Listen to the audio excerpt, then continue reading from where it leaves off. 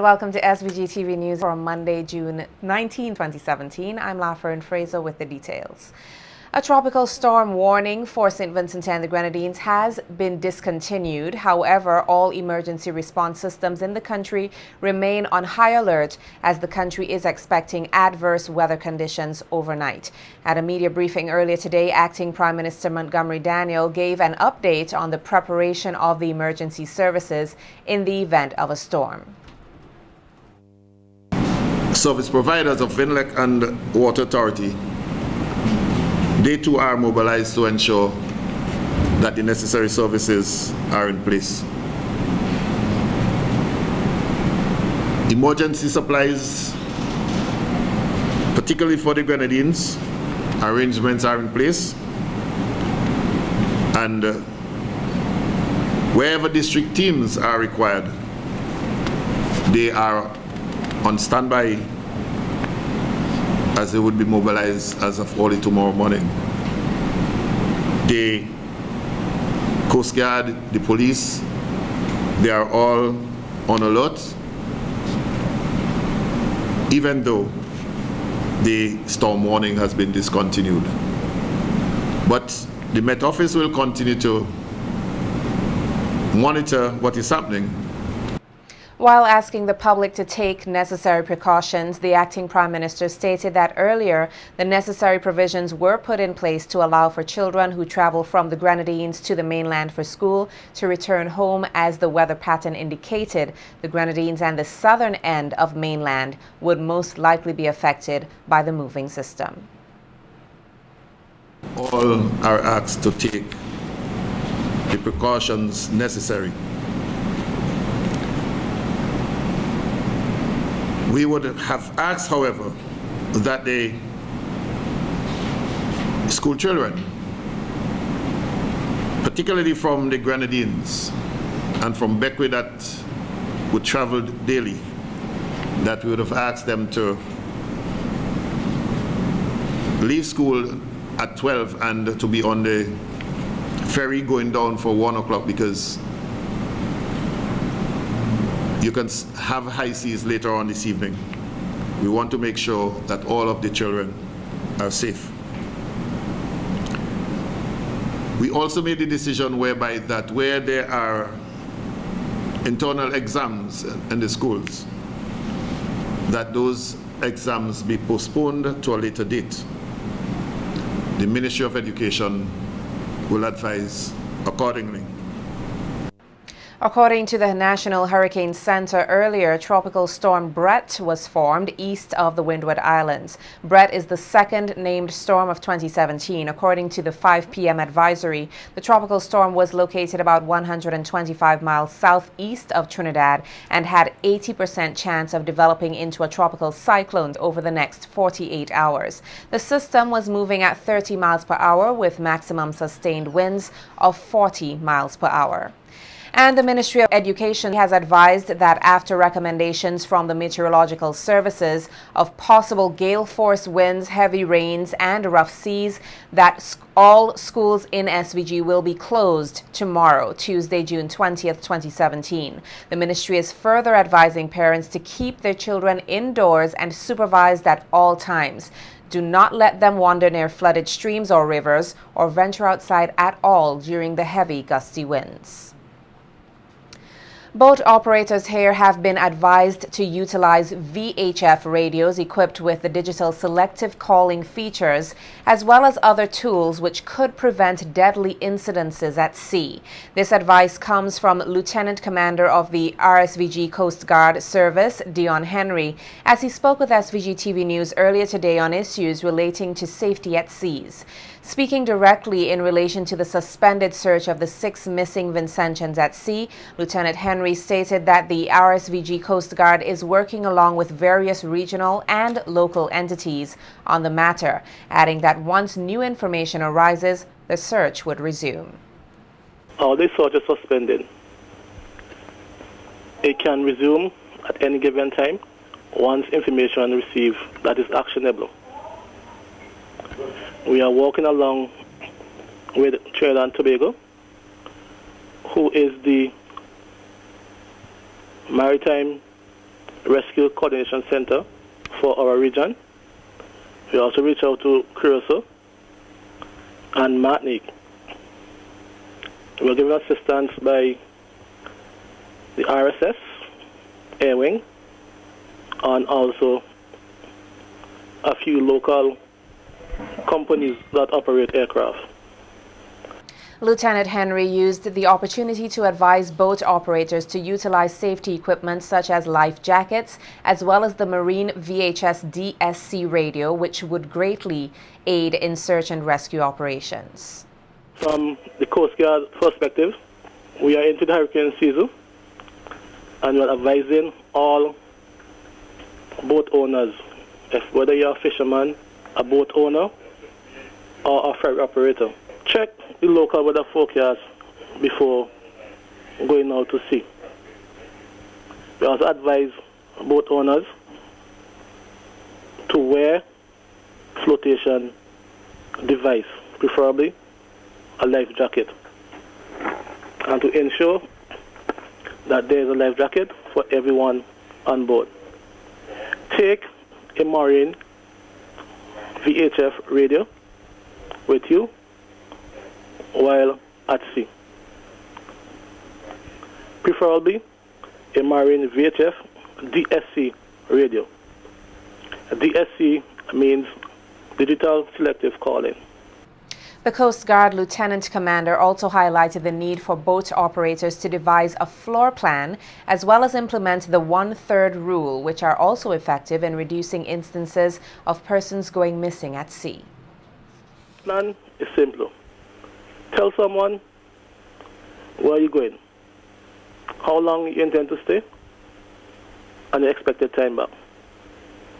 In the event that you do not return at the time your plan stated, they can raise the alarm.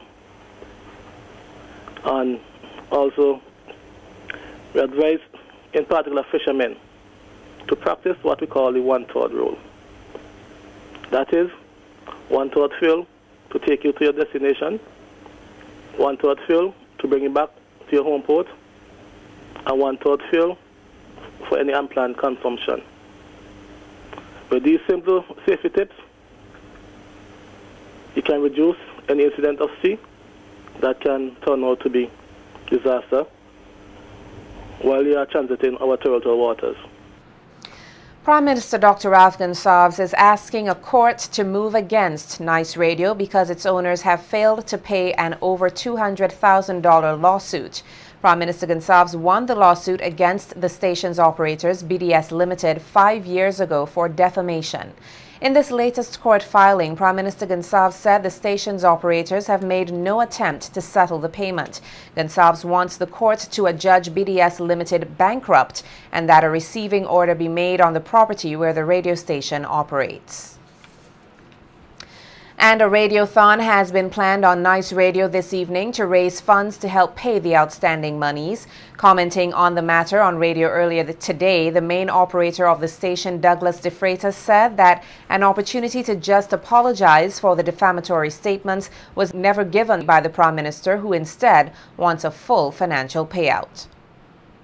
It's because we don't have a problem with apologizing.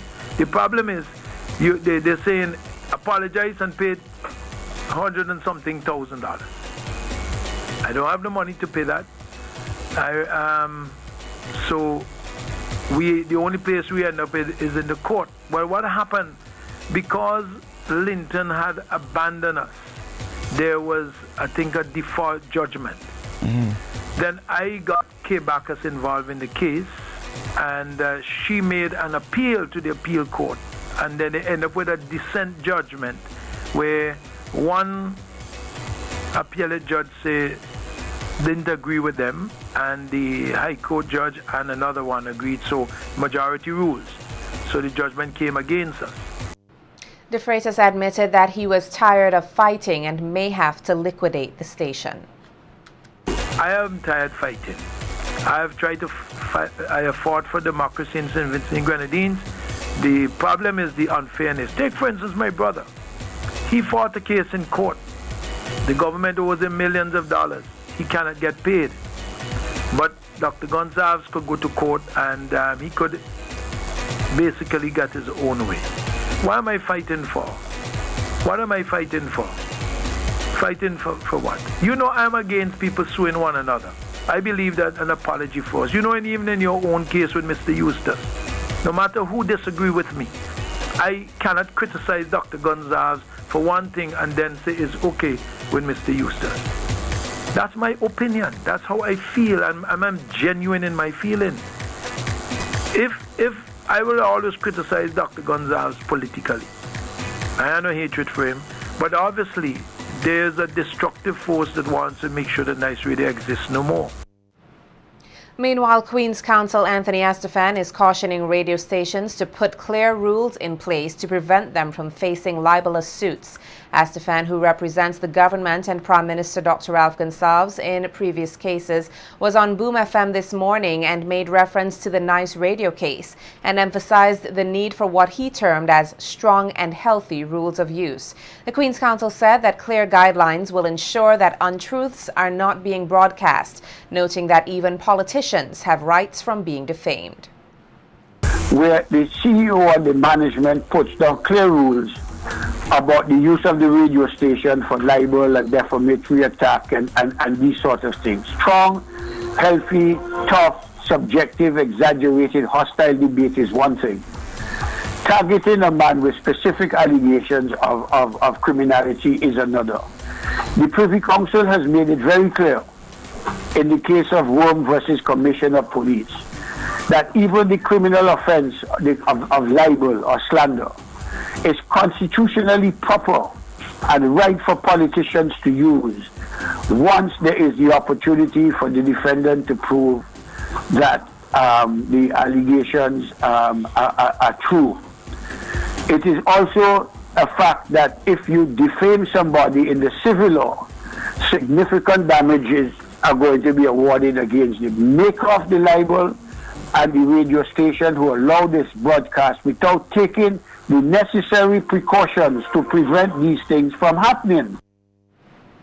Estefan also pointed out that when politicians defend themselves against libelous statements, it's not anti-democratic, as some may want to believe. The radio stations who are allowing political parties and persons to continue a campaign or to make specific allegations of criminality without proof or without proper research and investigation into whether these allegations are true or not, are going to find themselves in problems, because if they cannot pay the compensation, the party who has gotten the award of compensation is going to be in a position to want to put them in receivership to get his or her money back. No.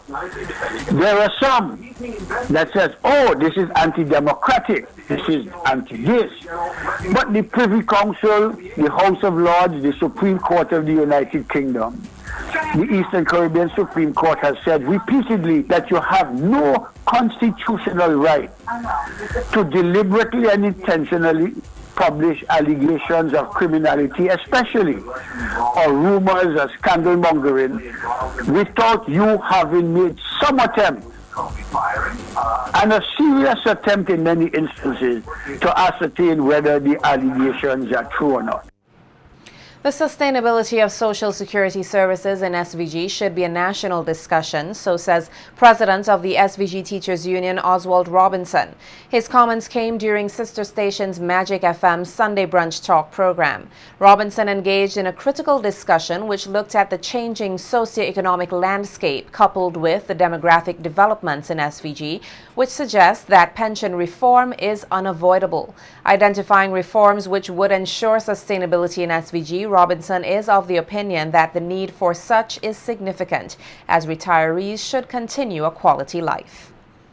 The issue of pension is one that every Vincentian must be part of the discussion. Okay? And any pension reform must include and ensure that workers upon retirement can continue to live a quality life, because the issue of your pension that you receive at the end of the day, your years of service, could either enable you to go back into poverty or to remain just above the poverty line. So the need for sustainability and to ensure that the powers that be, whatever reform has taken place, it's not just parametric, touching the edges, but it should be structural. Robinson stressed that the issue of social security services and pension reform should be an ongoing discussion. And I think that every worker or every potential worker, even if you're not part of the labor market as yet, you're not part of the labor workforce, but you have intention of becoming employed, whether self or whatever, you're at a point in your life you may not be able to work and to contribute as before and to be so productive as before. And I'm saying before because with age you normally find that things about you slow down, your ability to do certain things. Even your physical strength sometimes would diminish over the years, and that is something we cannot run away from. So we're saying that don't wait until you're just a year or two before retirement to start to examine where you are and whether you position yourself. And the powers that be are catering for this long-term, I say life, because life has to continue. Fellow trade unionist, president of the Public Service Union, Elroy Boucher, is outlining some of the factors that would affect pension reforms, highlighting the reality of the nation's economic situation and the rising national debt. If you have to be paying more to service your debt, it means it is less that is available to sustain the payment of pensions. And we have been hearing from past governments, past NDP government, the current ULP government, that this issue is ballooning out of control. One is not oblivious to that. What, in my mind, we are not being told, or the link that is not being made with respect to our national debt, that is also growing astronomically, and therefore will make it extremely difficult for government to sustain this pension arrangement. We also have the issue, which is quite logical. If your economy grows well, then there's more available for these things. Public servants here and around the world will this Friday, June 23rd, be recognized for their contribution to nation building in commemoration of World Public Service Day. As SVG joins with the international community in acknowledging the contribution of public servants to national development, a week of activities is being held by the Public Sector Reform Unit, which commenced today, Monday, June 19th to Friday, June 23rd. To kick things off, a number of public servants attended a church service earlier today at the New Testament Church of God in Kingstown. Nikita Tony tells us more in this report. Celebrating the value and virtue of public service to the community, the Public Service Reform Unit is this week hosting a series of activities in commemoration of World Public Service Day. Held under the theme Accelerating Innovative Citizen-Centered Approaches for Improved Service Delivery, the week of activities got underway earlier today with a church service at the New Testament Church of God in Wilson Hill. Stressing the need for persons to recognize the importance of public servants, Minister of National Mobilization Frederick Stevenson commended the efforts of the nation's public servants, noting that there is still room for improvement. Of the understanding that you're called to serve and to give that service willingly and in a very professional manner. You see the need for improvement in this delivery of service that you offer to the public. That some junior civil servants do not seek advice and to ask questions of senior officers within the ministry. So they take things into their own hands. minority. Delivering the sermon, Pastor Sylvester King emphasized the way forward in order to enhance and improve the public service delivery. Don't you go on that Wi-Fi phone and talk as long and say, people wait. No, you are not doing anybody a favor. You are being paid to deliver an excellent service. To embrace openness and transparency, even in terms of how promotion is done. Not because you and the boss is friend. To reflect today, we have to prove that deep and loyal friendship can exist among those who otherwise have racial, cultural, and economic differences. In other words, we are to model oneness.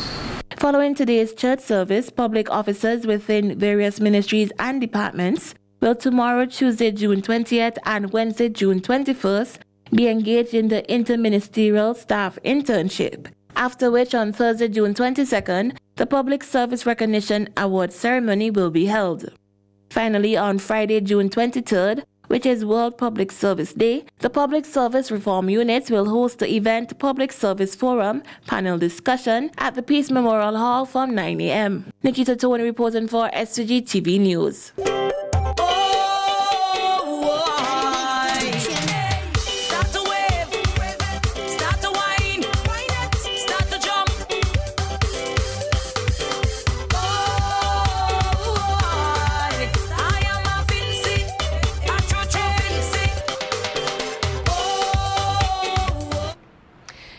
In Carnival Beat tonight, 24 Calypsonians will next Friday, June 30th, grace the stage at Victoria Park as they vie for a space in the finals of the Calypso Monarch competition slated for Dimanche Grand Night, July 9th. The group of Calypsonians were slated from the Calypso preliminaries, which wrapped up last week as the upstage Calypso tent outshined 3 other tents, with 11 of their members securing a place in the semi-final round. The semi-finalists are from the Dynamite's Calypso tent, Dennis Bowman; from the Graduates Calypso tent, Chawali Johnson; Glenroy Sule Caesar; Maxwell Tajo Francis; the On Tour Calypso tent, Kenneth Vibrating Skates Alain; John I. Oliver; Grantley Ipa Constance; Elvis Abijah Abbey; Robert Patches King; Wendell Specie Goodrich; Glenford Azara Charles; from the Upstage Calypso tent, Joanna Christopher; Lornette Fire Empress Ned; Chanel Mackenzie;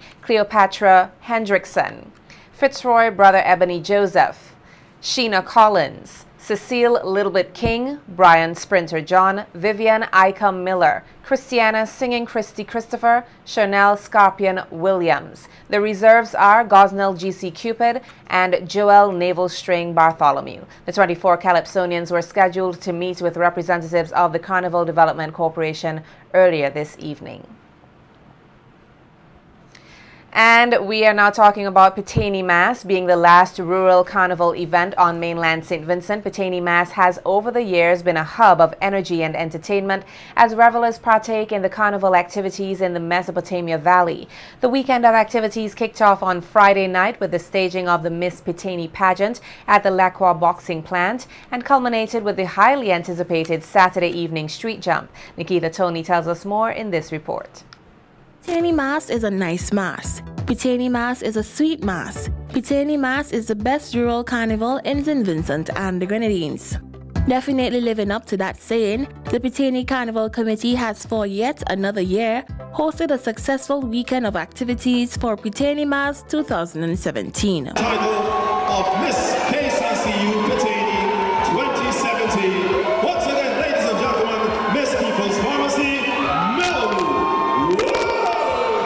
Kicking things off on Friday, June 16th, was the Miss Patani pageant, which saw 6 beautiful gems vying for the coveted title. They were Ronique Forbes, Miss Prime Consulting; Kaisa Dawes, Miss Dazzle; Ariel Charles, Miss Touch of Pearl Restaurant and Bar; Ashana Jack, Miss Rough Ice International; Teresita Timothy, Miss Red Dog Garage; and Melanie Woods, Miss People's Pharmacy.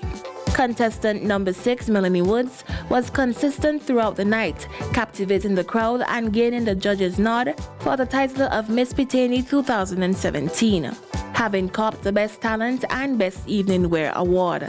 Woods was also given the Miss Congeniality title. Taking the first runner-up position was Miss Dazzle Kaiser Dowers, with Miss Rough Ice International Ashana Jack copping the second runner-up title. Jack also received the awards for Best Swimwear, Best Interview, and Miss Photogenic. From as early as 5 a.m. on Saturday morning, June 17th, revelers began their journey from the Lakwa boxing plant towards Mesopotamia, behind 2 large trucks for Juve, which also featured brief performances from various soca artists.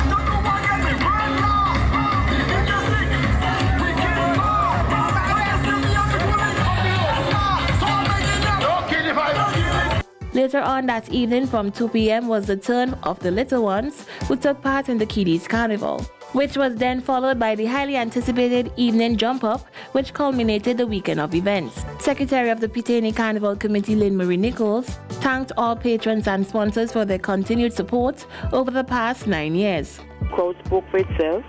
The behavior of the people, it was on point. I'd like to thank the Royal St. Vincent and the Grenadines Police Force. They were awesome. They did a great job on the Juve and on the afternoon, especially those from the Mesopotamia police station. The activities, it did go well, and the next year we're really gonna put our best foot forward to even have a bigger and better Patani Carnival. It's gonna be 10 years for the Carnival Committee, and we're gonna ensure that all is well. With such great reviews, revelers are saying that Patani Mas has certainly set the tone for what is to come for Vinci Mas 2017, which is slated to be in full effect from Friday, June 30th. Nikita Tony reporting for Carnival Beat.